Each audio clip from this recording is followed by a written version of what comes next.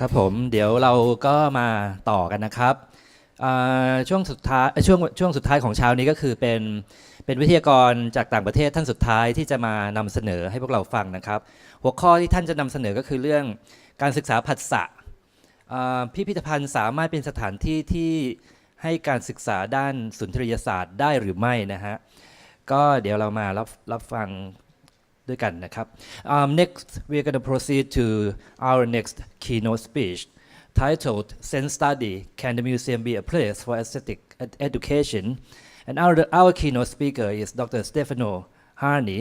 He's a professor of strategic management education at Singapore Management University. So please welcome Dr. Stefano. Please. Thank you.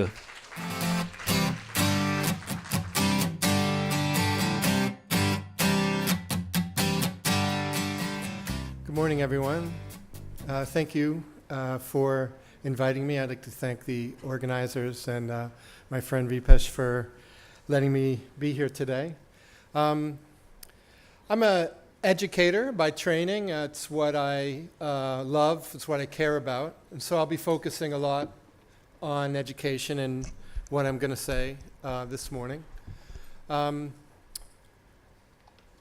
I'm also a teacher who is a little bit informal, so I don't like to structure my talks too much through PowerPoint, so you'll see that my presentation is a lot less polished than some of the ones you've seen, so I apologize for that ahead of time. I'm barely capable of making a PowerPoint slide, never mind sticking to it. I wanted to start just by reflecting on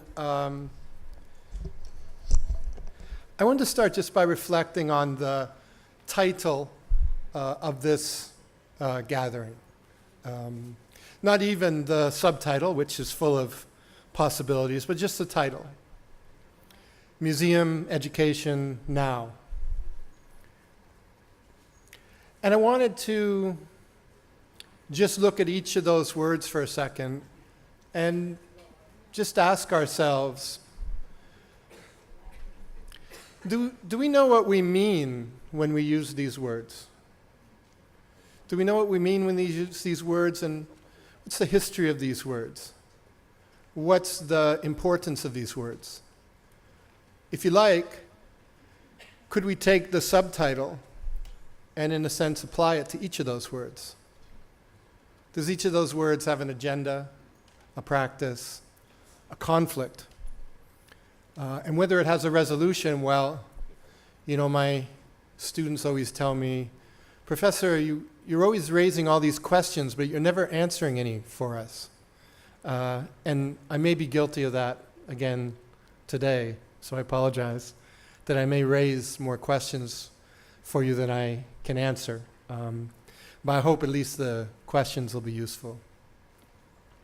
What do I mean when I say, do we really know what these words mean? Well, what I mean is that, of course, words are not innocent. People use them in ways that they hope will allow them to push forward something that they often believe is good for everybody.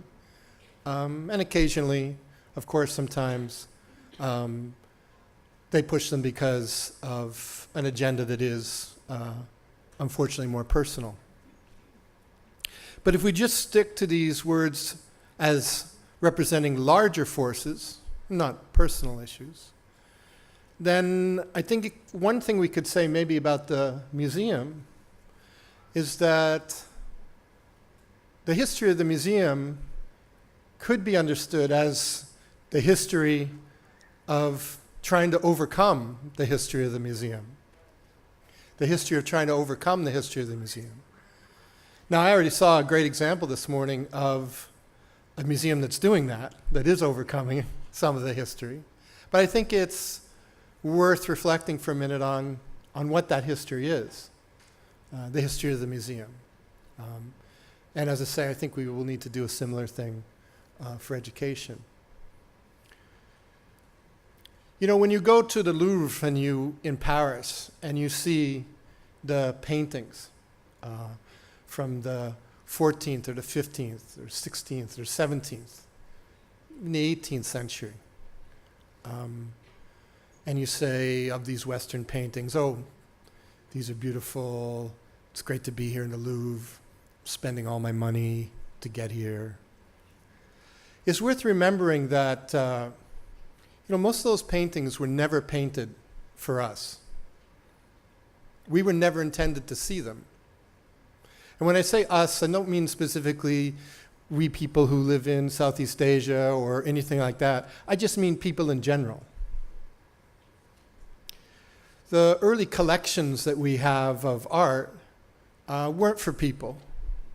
They were for royals, they were for palaces, they were for aristocrats. They weren't for us. We weren't supposed ever to see them. Now, there are some exceptions, of course. When you look at early Christian religious art, that was clearly there for us. You look at religious art in a lot of places in the world, it was there for us. But crucially, in those cases, it was not collected. It was in the temple, it was in the church, etc. Collections, up until the 18th century, they really weren't for us. Anything that you wanted to call a museum up to that point really couldn't pass the test of anything that we saw, all the admirable principles we saw this morning. That's part of our history of the museum, that we are always striving to overcome. That it was specialized, that it was locked away, that it was only for a few. Of course, we think that this changed, and to some degree it did, when in the 18th century, 19th century, we begin to get public museums. But that change comes with a certain kind of price as well. Now, collections started to be public, but they also started to take on certain forms. These are forms that Michel Foucault, for instance, teaches us about a lot. These collections start to say to us, this is an object that should be collected, and that is an object that should not be collected. This is an object that should be collected, and it should be placed in relationship to that object. And you, as a person, should be placed in relationship to those objects. In other words, the modern museum began to collect and codify in a very certain kind of way that again began to create, this time, you might say, a different form of alienation. Now it was not a case that art wasn't for us. Art was for us. The British Museum was very much designed for us being more ordinary people living in London at the time. But we were, in a way, alienated all over again from this aesthetic, from these practices, by having them so codified, so organized, so collected, and so complete. The idea now became that one could have, or one should strive for, a complete collection of what was valuable. What was valuable to a nation, what was valuable in understanding another place, what was valuable in terms of a history of art, etc. So we moved from a kind of exclusivity, which is a problem to us, to another kind of world in which everything was there, but it was taken out of our daily lives, and it was now displayed in front of us. And then, of course, when I talk about overcoming, it subsequently was the job of the museum to say, get connected to this thing that we alienated from you. Get connected. Now, you'll hear in some of my words one other dimension of the museum as it comes to be more formally understood in the 18th century and in the 19th century. And that's, of course, the imperial dimension. The British museums, the French museums, the Belgian museums, these were all museums that were originally conceived not just to show the nation to itself, but to show the nation its empire, to show the nation its full empire. That legacy, of course, we are well aware of, and we, again, work to overcome in different ways all the time. And you may well say to me, oh, well, Stefano, you know, we're here in Thailand, we were never colonized, et cetera, you know. Well, absolutely, I live in Singapore, it's an amazing, very wealthy, dynamic society, etc. But that doesn't mean that the history of imperialism, the history of colonialism, doesn't touch us in different ways. And one of the things we're doing all the time, I'd suggest to you in the museum, is overcoming that history. And what specifically is that history? It's an idea that I can collect knowledge about you. I can collect knowledge about you. I can systematize that knowledge. And of course, originally the reason to systematize that knowledge was not because, okay, sure, there were a few British people running around India who truly loved Sanskrit texts. I'm not denying that. But the purpose of the collection, the purpose of the system was for rule, was for dominance, was for governance. This is something we still face when we think about the problems museums encounter, when they reach out to communities, and communities say to them, is this inclusion you're talking about right now? Or is this about you developing knowledge that can be used to control us? That history of the museum is also still with us. And of course, there's one more history of the museum, and I want to stress again, I'm not suggesting we don't know this, because as we saw this morning, there are many very fine efforts to overcome this. But nonetheless, this is still in the word museum. And that's the question, as I said before, of what belongs in a museum. What belongs in a museum? In the West, it took us really till the 1980s, with the advent of cultural studies, to start really to question this division between high culture and low culture. We have earlier examples of individual scholars, like Raymond Williams in the West, questioning this thing. But it's really not until the 1980s that we start to say, hey, wait a minute. Why is this for the museum and this is not for the museum? What's the judgment that this is so much more valuable to our culture than that? Where does that judgment come from? Who made that judgment? On what basis? We start to raise those questions, and we start to realize that the division between what was in the 80s popularly understood as the difference between high culture and low culture or popular culture, we realize that division has to be investigated and questioned. But most of all, we realize that division comes to us from words like museum, that's also part of the history of what a museum is. So when we look at the title, I immediately find myself stopping even at the first word, which is, of course, the kind of thing that drives my students crazy when we get through only one sentence in the course of an hour. So I'll try to get further today. But I have to stop first at the second word, education. Thailand has a very interesting history of education. I'm not an expert on it, but one of the things I know a little bit about is how easy it is to homeschool here. So I have many friends who homeschool here, and how relaxed the Thai education culture is about that, and that's a really good thing. It's something to be very proud of. Why are so many other societies so anxious about something like homeschooling, though, including my own society in the United States?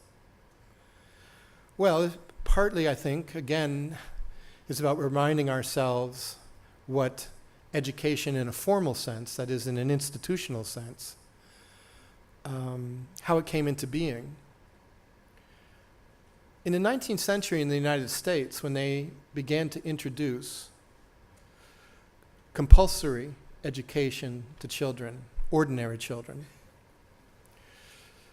wealthy children already, of course, are going to school, as they have forever, in most places around the world. Some of the exam systems here in Asia are rare exceptions to that history, important exceptions.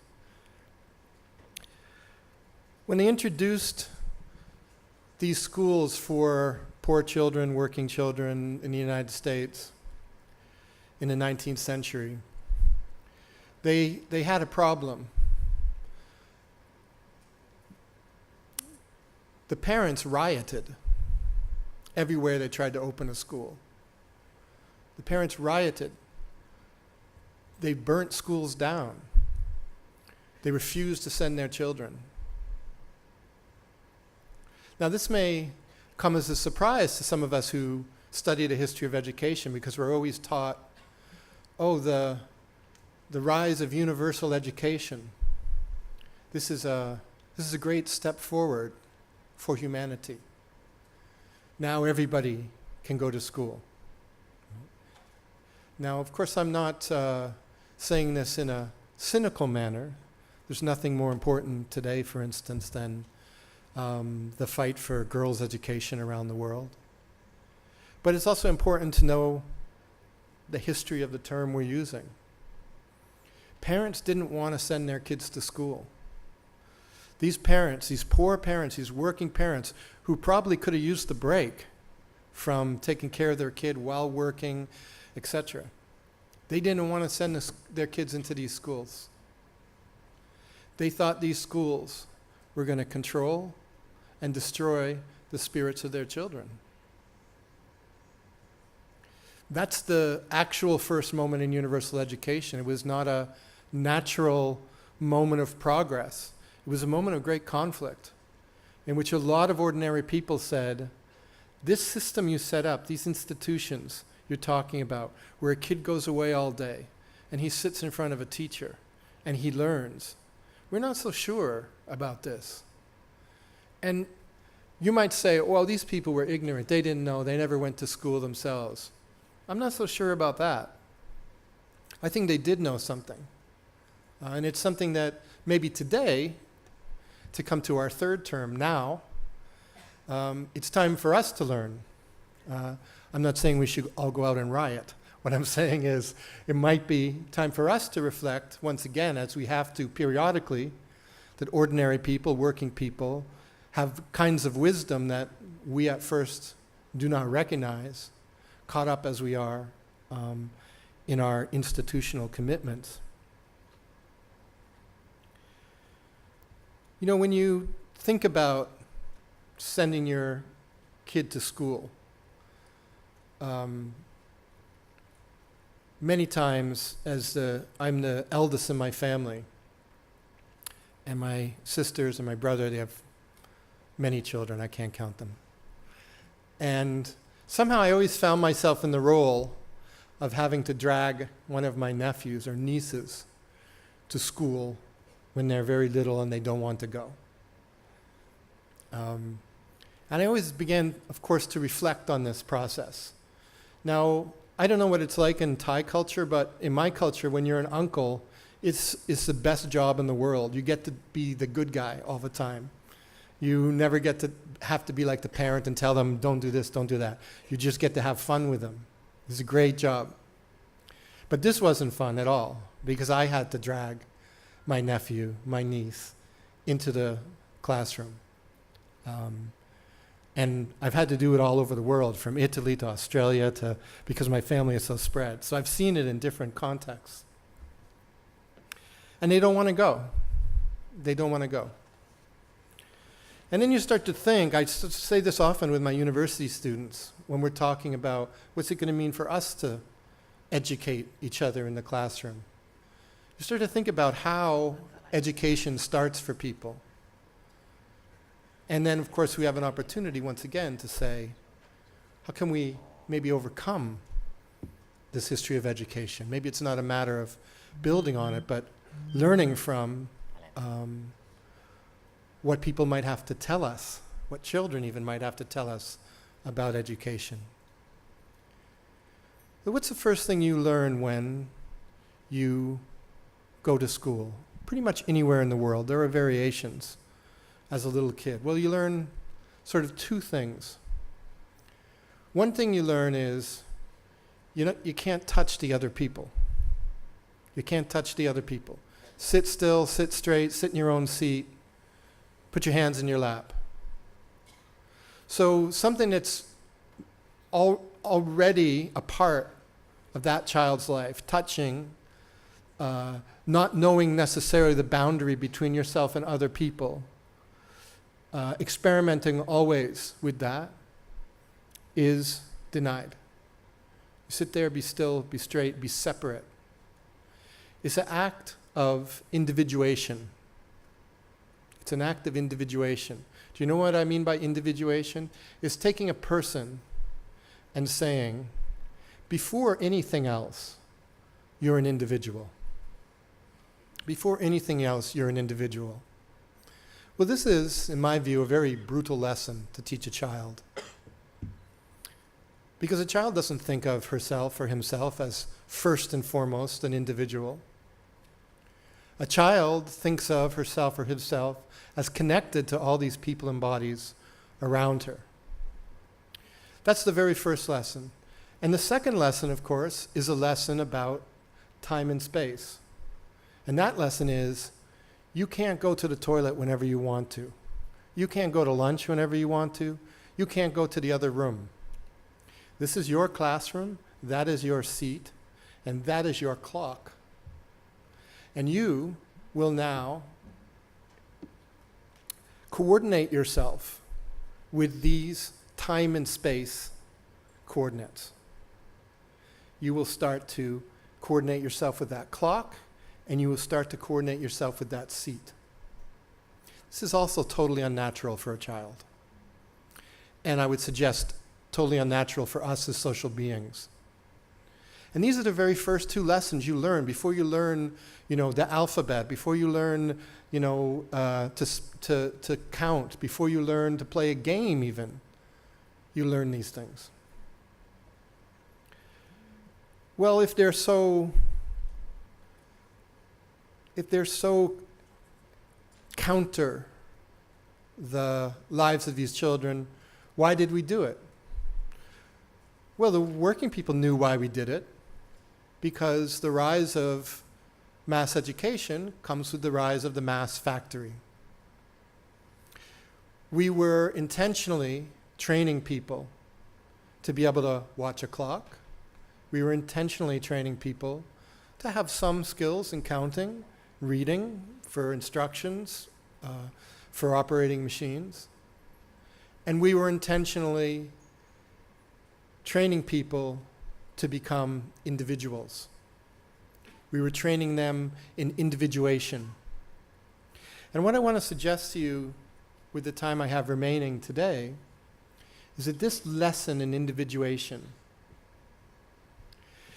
when we put it together with this history of the museum, we can find this now and the urgency of this now. Because it's possible that the museum, it's even possible that the university, although to be frank, I have sometimes less hope for the university than I do for the museum. It's possible that now is a moment when we can experiment with that history of education and that history of museums to overcome what I would say to you today is perhaps one of the really most urgent problems we face. And that is what I would call a kind of forced individuation of people, a forced individualism.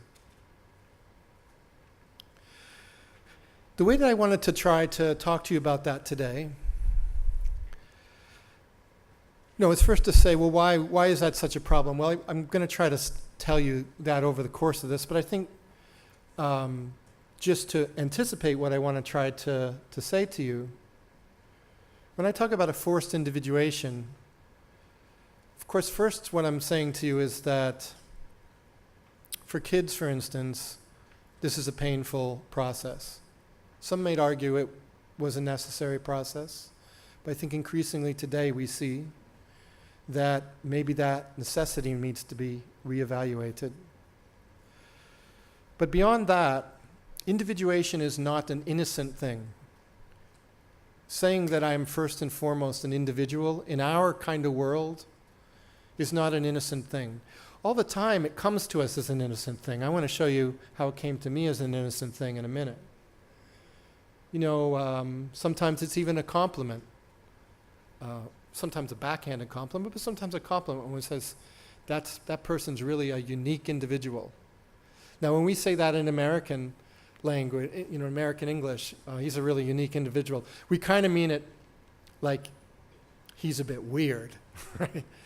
But we also know that just saying somebody is a true individual can also be a compliment in our societies, right? And especially, it can be a compliment in business, right? Stand out as somebody who has something different to offer from somebody else who might be in your job. And of course, we know that because of our culture of celebrity, the individual quality of each celebrity or star is also what makes them valuable to us. Even though when you think about it, every star is actually just like every other star, we always emphasize how individual they are, right? Like there's something really different between Brad Pitt and I don't know who else, right? You know, oh, no, that's Brad Pitt, he did this and that, you know, and meanwhile someone else, you know, Harrison Ford did this and that. I mean, they're exactly the same, but we value the individuality. But of course, all that seems innocent to us. So what? Maybe some societies, maybe some people say, oh, well, actually, we want to place less importance on the individual, more on the family, more on the collective, more on duty to parents, on. And yes, sure. But both sides of that discussion, I want to suggest, are a little bit innocent in our world today, a little bit naive. Because individuation,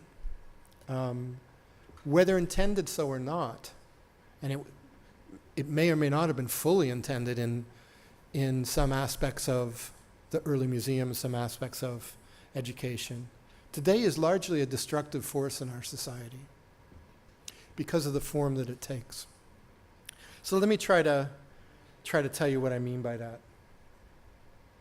I'm going to try to do that through a scholar called Gayatri Chakravorty Spivak, who is a very important theorist. She's often referred to sometimes as a post-colonial theorist, but I would say that maybe it would just best be to call her a philosopher. And I want to look at one particular idea that she has as a way to talk about the urgency of this title. She says humanities teaching, which is the kind of teaching that she does, is the uncoercive rearrangement of desires. The uncoercive rearrangement of desires. So already you might recognize in what I was describing, talking about the child being told to sit still, that an uncoercive style wouldn't take that form. And yet that's probably the easy part. All of us are interested in forms of educational reform which do precisely that, which say we need to move towards play, we need to move towards students being able to teach each other, we need to be able to move towards affective education. Yes, absolutely, all of that. The trickier part is the second part, rearrangement of desire. So her idea in this is not just that we should have a form of education that is less coercive, less directive, less telling you what to do. But also that education should rearrange you. Now, when you think about it, this is a bit contradictory. You just told me that you weren't going to coerce me, and now you tell me you're going to rearrange me. And of course, this is the trick that she's interested in. This is the problem she's interested in. She says, how do we get people to shift and move their desires, to rearrange their desires, to care about different things? You could substitute the word desire here for how do we get people to develop new forms of ethics, of new forms of relations to other people. How do we rearrange that? And yet, she says, we can't do it through the traditional form of education, whether museum education or university education, etc. So this is the challenge she puts before us.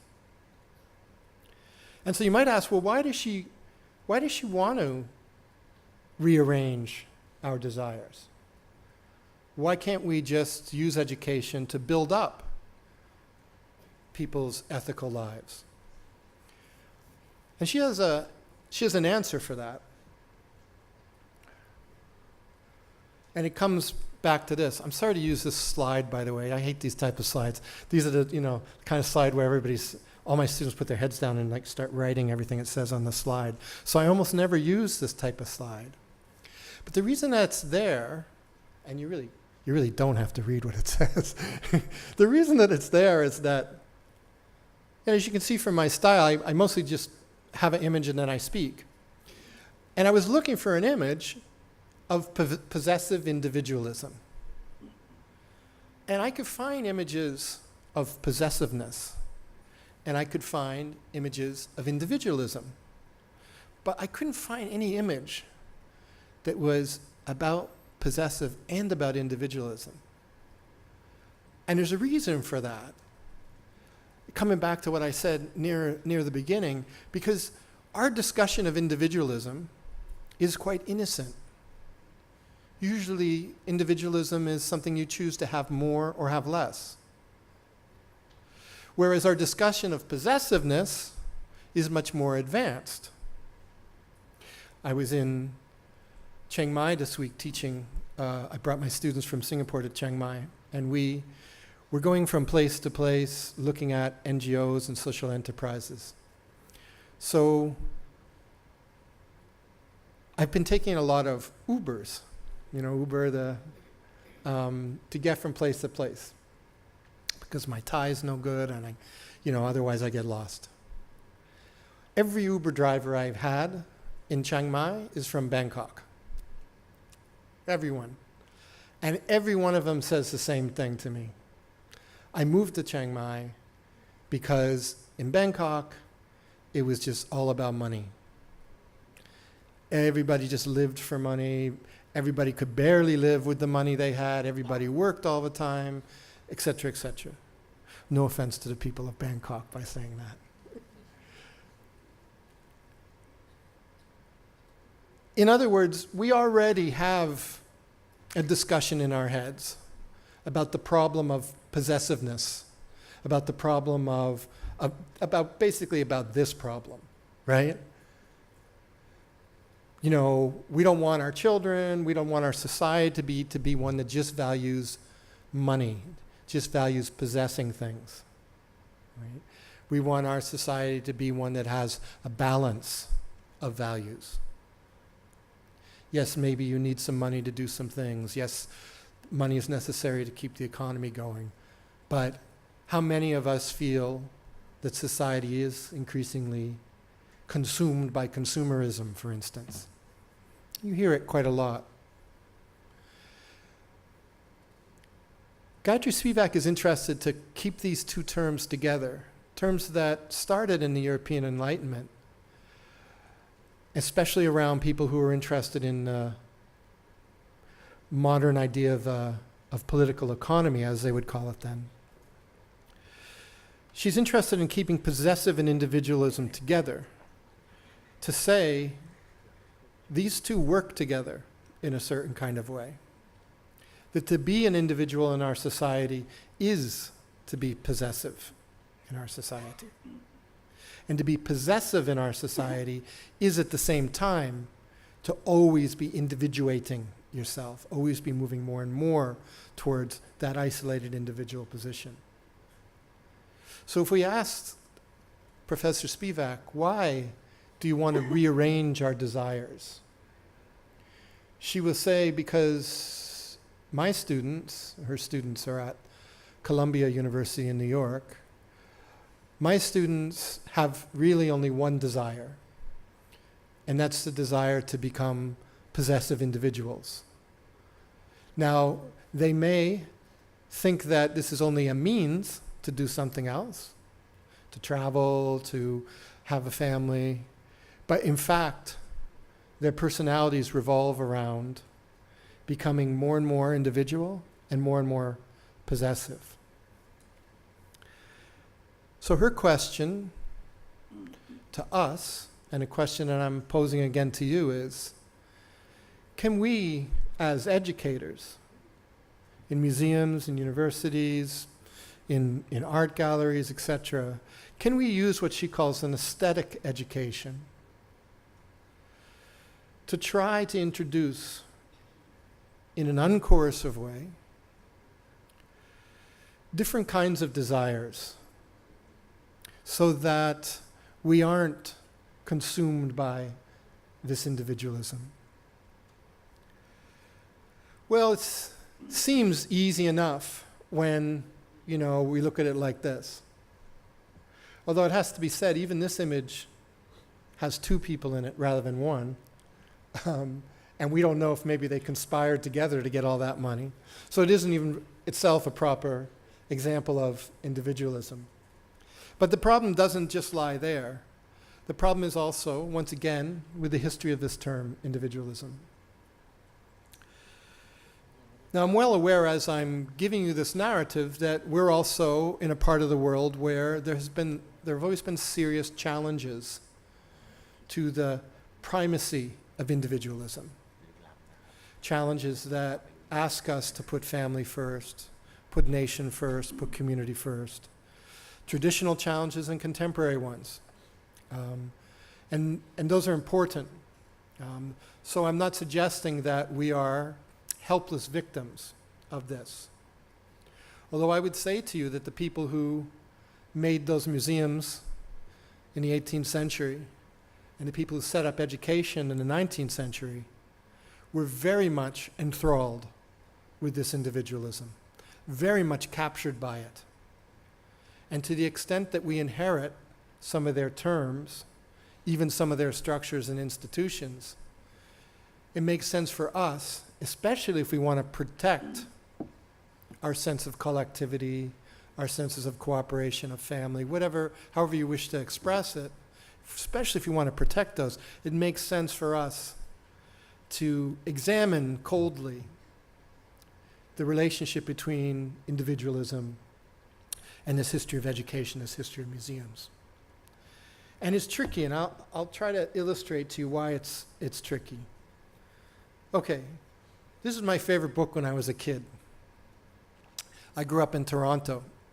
Even though my parents were Americans, we moved from California, and my dad was a university teacher in Toronto. So I grew up there. And this is a guy called Derek Sanderson.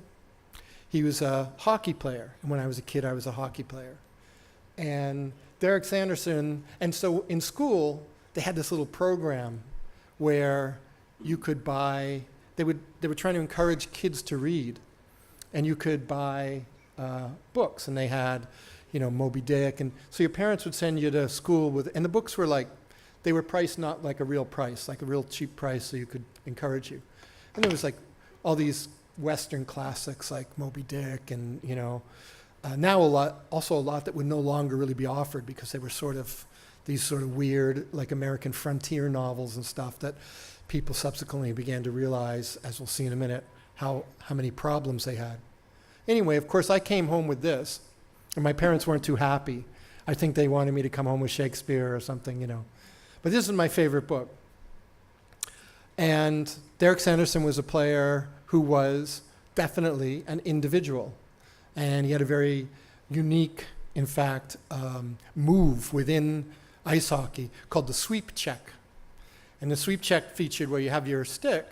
Most people, when they try to take away the puck from the other person, would simply try to hit it with their stick. But he would go way down low, and he would sweep with his stick. And it looked really cool on the ice if you're a little kid to see this, right? So I loved Derek Sanderson. And the title of his autobiography was, I Gotta Be Me. Right? I Gotta Be Me. Right? At the time, for me, that seemed great. And then when I read it, actually, it's a very difficult story. He was beaten by his father. He had to overcome a lot of challenges. Being me is not only a celebration, but it was definitely a value. And it was a value I took in as a kid, that the most important thing was that I should be me. Right? Now, I'm not saying that turned me into a selfish, awful kid who didn't share, but definitely early in my life, because of where I grew up, this value of individualism became very strong. Well, why am I worried so much about that? I think partly because of where I come from, but also partly because of where individualism comes from. We go back to the Enlightenment. We remember that one of the things that these guys were fighting about was they wanted to take power away from their aristocrats. They wanted to take power away from their church. Of course, the aristocrats in the church would say to them and to everybody else at the time, you need me. You can't do without me. You can't do without us as an institution. You can't do without our history, our heritage, etc. These guys who were writing much more with the idea of the rising class of businessmen wanted to argue otherwise. They wanted to say, no, we don't need anybody. We are individuals. We are self-possessed. We make ourselves. We determine ourselves. Now, that was part of an argument. Maybe they knew nobody is really self-determined. You know, when you're born into this world, you're dependent. And in fact, we remain dependent on each other to survive throughout life. Whether they meant it or not, it was taken as a truth, a new truth of the Enlightenment, that it was possible to be this entirely independent, self-authored, self-determined person. Now, the Enlightenment, of course, is not coming at an innocent time. The rise of these businessmen is not simply because they were smart enough to lend money to aristocrats and then get it back with interest, although that's one of the things they did. And it didn't happen just because they were trading with the Near East, although that's one reason. It also happened because Europe was embarked in the beginning, in the middle, in fact, in some cases, of a huge imperial project, a huge colonial project, which would only grow after the Enlightenment.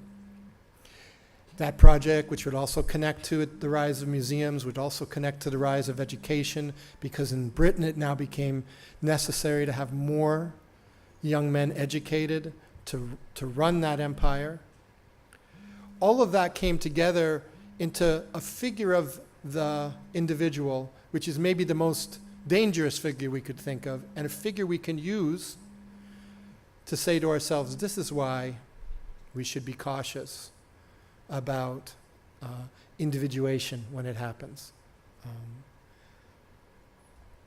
And that figure is the settler. The settler. Do you know what I mean by a settler? Somebody who sets out into a new land to set up their own homestead, their own settlement, their own fort. We often refer to countries like the United States as settler countries. Australia is a settler country, Brazil is a settler, Argentina is a settler country.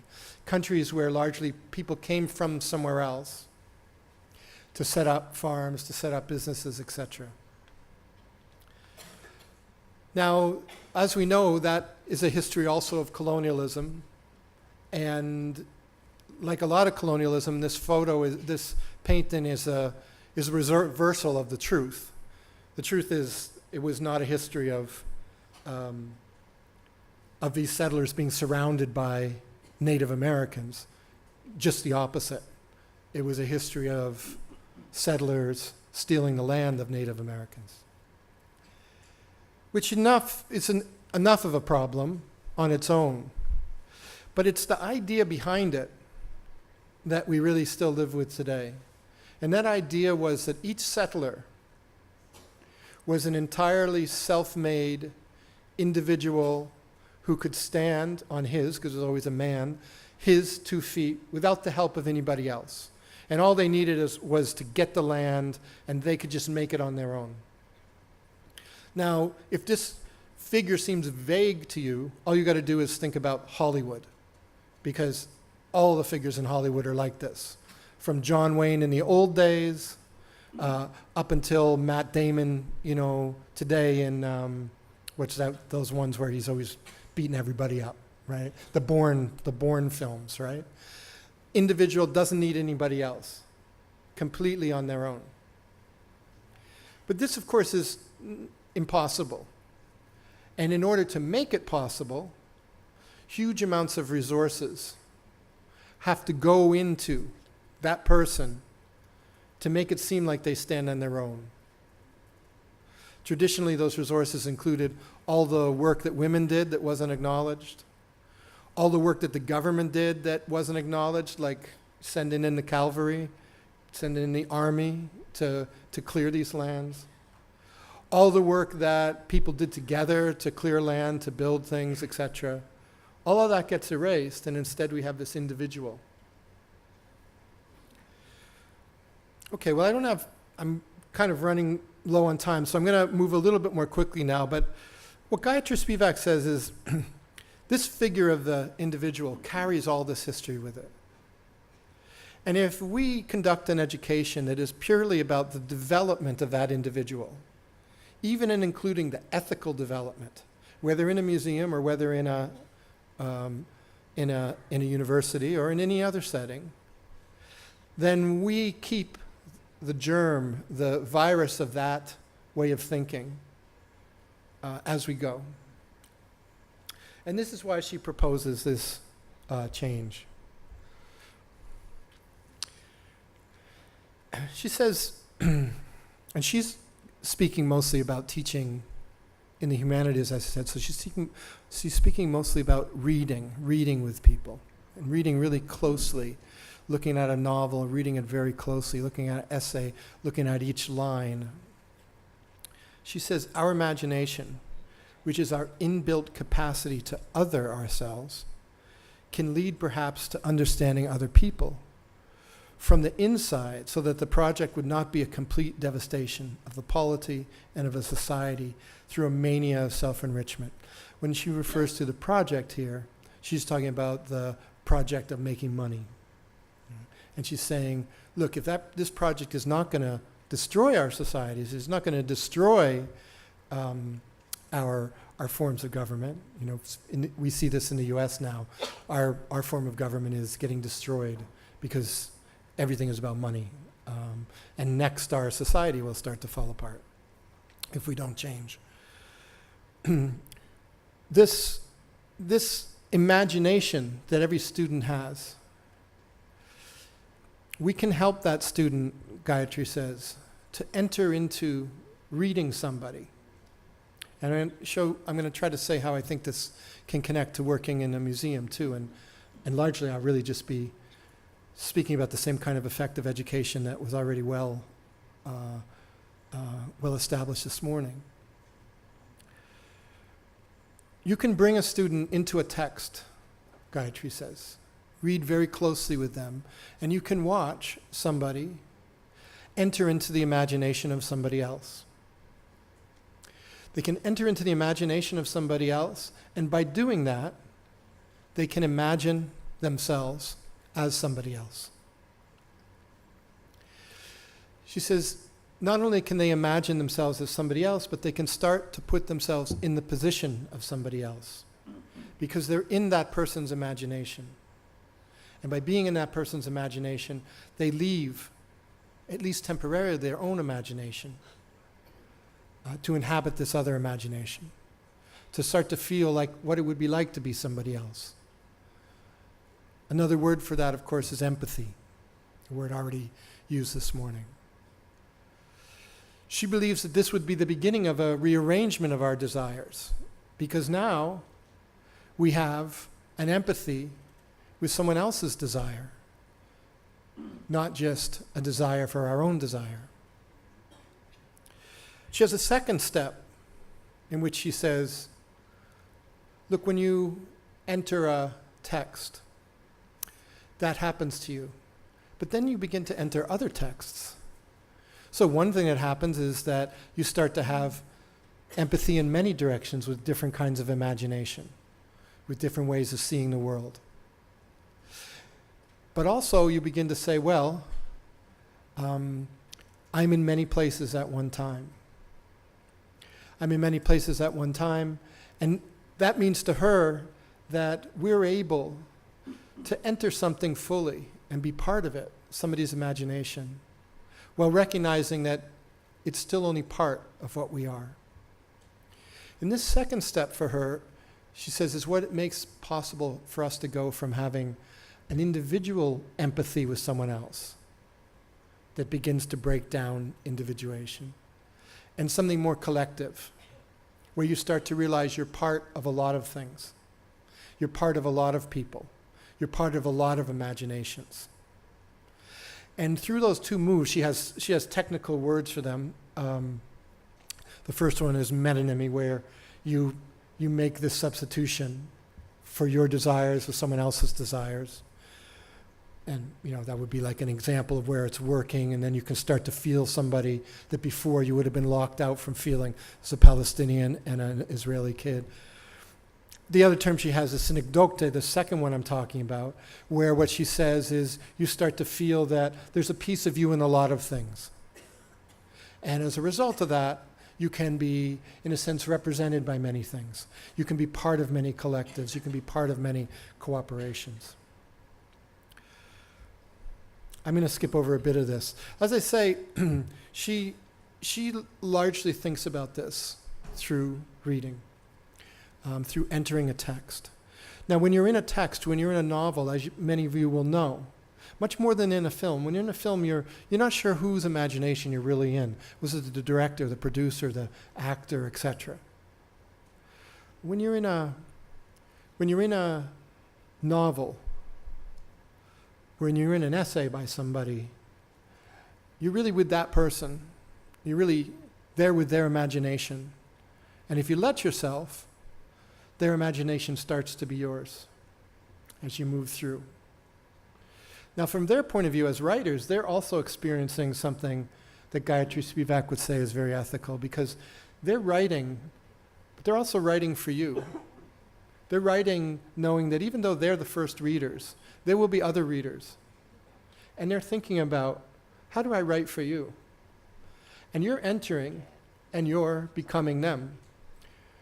So reading is a very clear place for Gayatri, for us to try to develop these empathies that can block or combat all the drives we have in society through consumerism, through the emphasis of Hollywood and everywhere else on being an individual, on being unique, but most importantly, on imagining falsely that we don't depend on other people, that we are self-made, that we are the authors of all our success, that we are capable of making it by ourselves. All of those myths, which we're encouraged to take on, can be balanced, according to Gayatri Spivak, through this kinds of close reading. So the question I have as we move to the end of the session is, what would this mean for us? if we think about it in the context of museum education. We think about it in the context of, as I said, the difficult history of both the museum and the difficult history of the word education. This is a picture of the Exploratorium in San Francisco. It's huge. Has even anybody ever been there? I recommend it if you ever get to California. It's on the pier. It used to be like a dock warehouse. I went there with my nephew, who's 11, and you can sort of see that there's it's almost like a huge long racetrack of different things. And he was always running away from me to the next exhibit, because all of these exhibits, much like the Discovery Museum, are interactive. So he couldn't wait to get to the next thing and to test this scientific theory or to discover some technology he didn't know. And he was driving me crazy. He was, I love him, but I was like, I can't believe this kid, because I was worried I was going to lose him somewhere, right? Because this is I don't know how they got this picture. It must not have been open yet, because normally it is mobbed with people. It's full of people. So, I'm always looking like this to try to find him, right? And he's just like little. But an interesting thing happened. Every time I caught up to him, he was already at the exhibit. And what he was doing almost every time was he was in a kind of negotiation with the other kids at the exhibit. It was partly about, shyness and wondering who's supposed to do what. But it was this really interesting moment where the primary relationship was not to that object, but to each other. It was primarily about how they would be with each other in that space, how they would sense each other in that space, how they would develop their affective relations. Now, whether or not at those moments they come out of a potentially destructive individualism and develop more balanced personalities, I can't say. This is where I promised you I wouldn't come up with a real answer to any of this. But to me, these are very promising instances of what it might be like if we were to pursue a kind of learning that rearranges. What would it be like if we tried to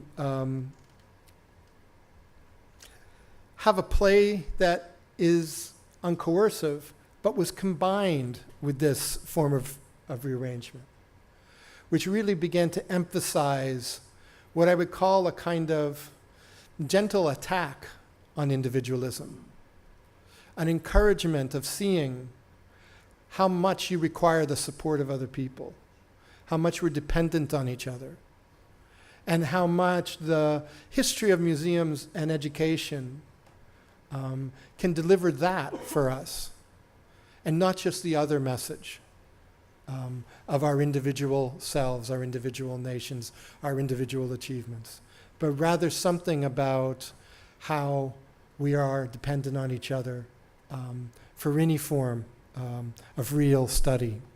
So I'll leave it there, and I'll say thank you very much for your time. Thank you.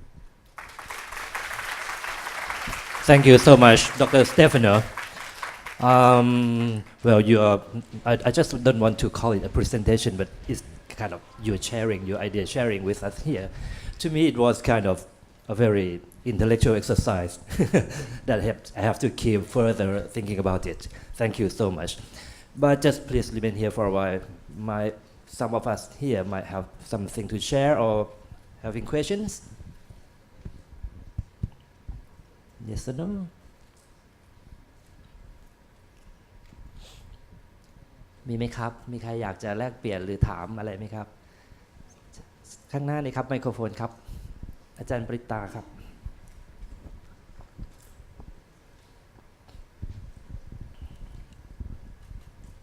Well, thank you for your presentation. I'm not quite sure if I understand what you are saying entirely.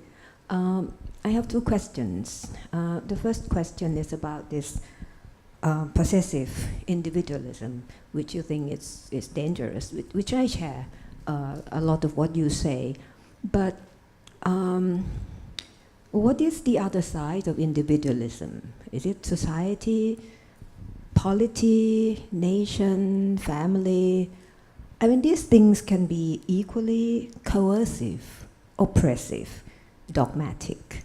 So, I mean, what is the option? You know, when you're saying that we have to get away from, I mean, possessive, I can understand that is negative. But if we do away with individualism, what is the option? That's the first question. The second question is about this idea of reading in order to trying to achieve this sense of empathy. I'm not quite sure whether, I mean, reading, we're talking about reading in the literal sense, or you know, reading text as a vehicle towards that, or reading in a kind of a broad sense. It can be play, it can be reading visual images or music or other form of human expressions, because some of your the examples you gave us is a kind of play, right? It's not reading text as such. So I'm just wondering, from the point of view of museum presentation, curation, I mean, what can reading mean? Thank you for your question. I'll answer the second one first, because that's more a matter of clarification, I think, on my part. Professor Spivak is definitely speaking about reading novels, sometimes reading literary essays. And what she's saying is that if you have to spend sustained, long duration, long time attention with somebody's imagination, this is when the opportunity to start to feel like you are outside of yourself begins to take place, and to start to feel like you're other than yourself, as she says. And this can be a moment of empathy. So she's found one place where, by paying attention over time, she thinks we can develop that.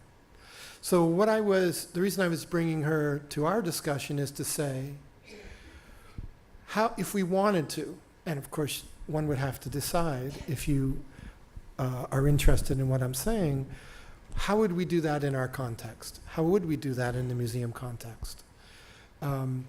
What forms of entering into the imagination of others, of entering into each other's world, as often happens in child's play, can we encourage in the museum that could also begin to do something which addresses your first question, which is that I'm not suggesting that we need to abandon the idea that we are individual in some sense. Clearly, we have aspects of ourselves that are very singular. We're different from each other. But we're different and yet not separated from each other. We're different and yet entangled with each other. That balance of understanding that while we are different, while that difference needs to be respected, to come to the point that you're raising, when we take that difference to be independence, then the first thing we do is drop our ethical commitments to others. We don't need them. We don't have empathy for them. Our only care for them is that they also get to be individuals. But that, of course, is offering them a care about something that is illusory, because they're not just individuals. And therefore it's ineffective. It's one of the big things that plagues the United States, the idea of your individual freedom above all else. Well, thank you very much for a freedom that is based on a falsehood, that I am independent, because I'm not, nor are you. So I'm not suggesting to you that we should substitute some other single category. What I'm suggesting to you is that, as with these other words, the term individual comes with a history. As much as we use it today in this way that we want to connect to business or to self-development or self-help or to the student, it comes with a history of certain kinds of insistences about not needing other people. And those insistences have often been bound up with problems of patriarchy. The man who steps forward and says he doesn't need anybody else, as they say, almost always has a woman who's doing work to put him in that spot. Now, just because Hillary Clinton steps forward doesn't mean she's not doing the same thing by saying I'm independent if she does that. That history of individualism is not innocent, and it's one reason I think it's so urgent to find a balance through our forms of education with something that brings people into contact with the desires of other people again, and not just their own desires. And so that balance is what I think Gayatri Spivak is also trying to speak about. Thanks for your question. All right, thank you. Well, I'm afraid we have no more time for this session, so thank you so much, Stefano. Well, to me, your presentation was really sophistically provocative. Thank you so much.